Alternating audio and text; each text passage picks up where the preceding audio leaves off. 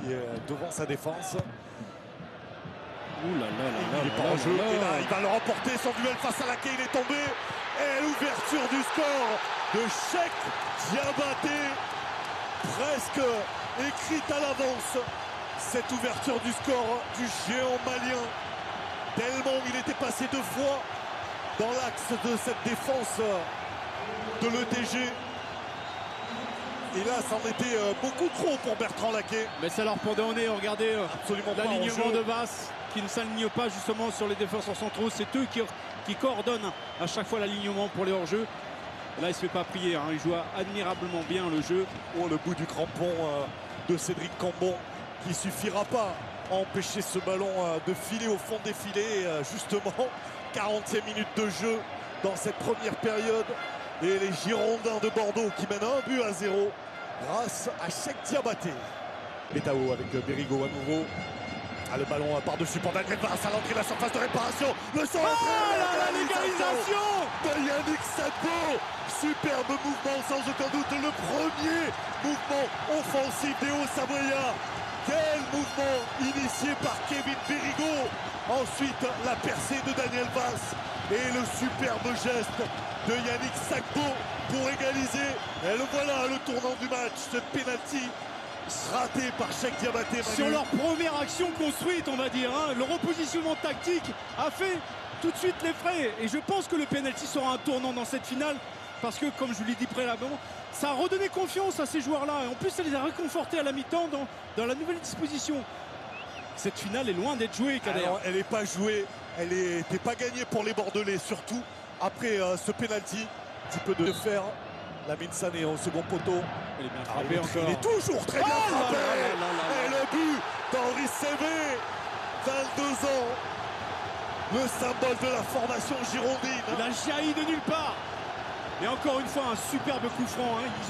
Ils ont vraiment une efficacité sur les coups de pied arrêtés dans ce match. Impressionnant. Le talent de oui, mais Sertic, n'empêche, le tireur est très important. Bon, la finition également, mais le tireur est indispensable.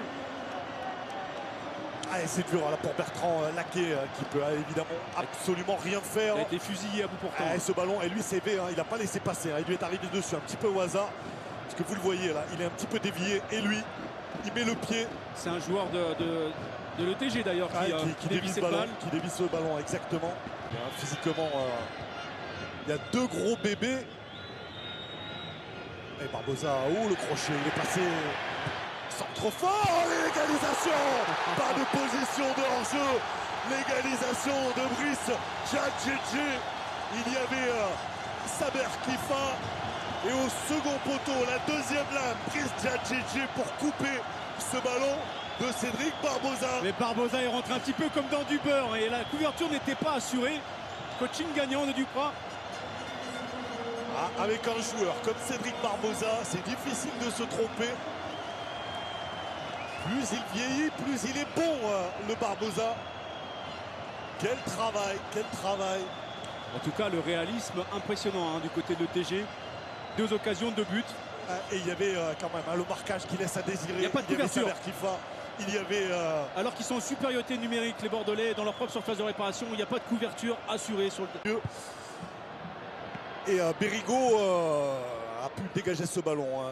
Ou Diabaté, il est pas en jeu, il est pas en jeu. Il faut but. non. Il est absolument pas en jeu. Le but de Cheikh Diabaté à la surprise générale. Tout du moins la surprise des Hauts-Savoyards.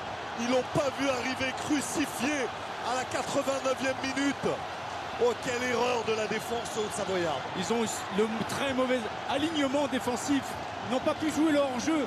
Mais cette superbe passe, je ne me rappelle plus qui est-ce qui a fait cette passe de l'extérieur du pied gauche. Avec l'effet rétro, c'est revenu sur Diabaté, mais il y a eu une incompréhension entre le gardien et le dernier défenseur. À savoir qui allait. On va revoir ça.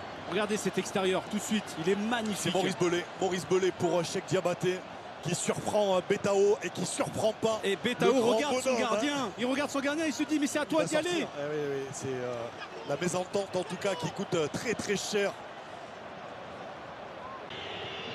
Et même si on y croit, hein, on y croit. Angoula qui est monté. Et le ballon dans les bras de Cédric Carasso.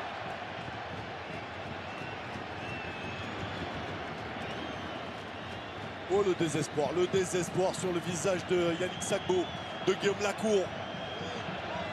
Évidemment, le bonheur pour Francis Gillot qui ramène la Coupe de France en Gironde. Le grand bonheur des Bordelais qui seront européens déjà la saison prochaine et qui ramènent une coupe, un trophée. Ils sont allés la chercher au forceps, les Bordelais. Chaque équipe a eu sa mi-temps. Et un grand merci, un énorme merci à Cheikh Diabaté. SV aussi a fait un très grand match. Maintenant, on a envie aussi de voir le bonheur des Bordelais, que l'on a jugé un petit peu terne, qui pratiquaient pas un beau football. Ils se sont qualifiés au forceps à cette finale de Coupe de France. Jusqu'à cette finale, le président François Hollande, la coupe dans les mains et il va la remettre à Plasil, à Carasso, les deux, le capitaine et le vice-capitaine. Et là voilà, la 95e Coupe de France, soulevée par le peuple bordelais.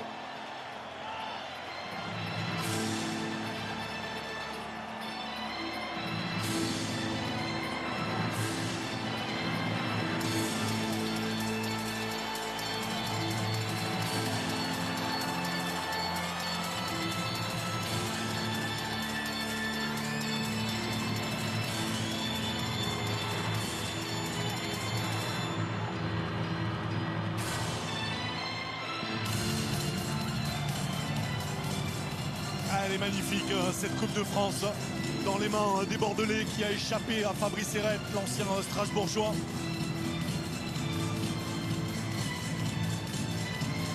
Oh, que c'est dur pour Djadjedje, pour Saber.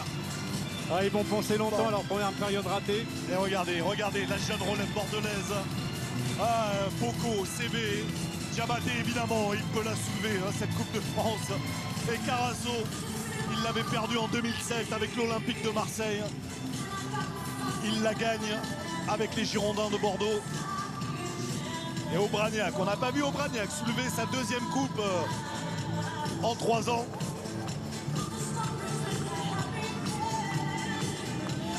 Allez, le coach et son adjoint, Gillot et Lobello. C'est magnifique. Et c'est un premier titre pour Francis Gillot, technicien émérite, courtisé. On a pu voir partir. Kader, que ce soit pour un joueur ou pour un entraîneur, c'est toujours important de gagner des titres parce que ça assoit une crédibilité et le travail effectué.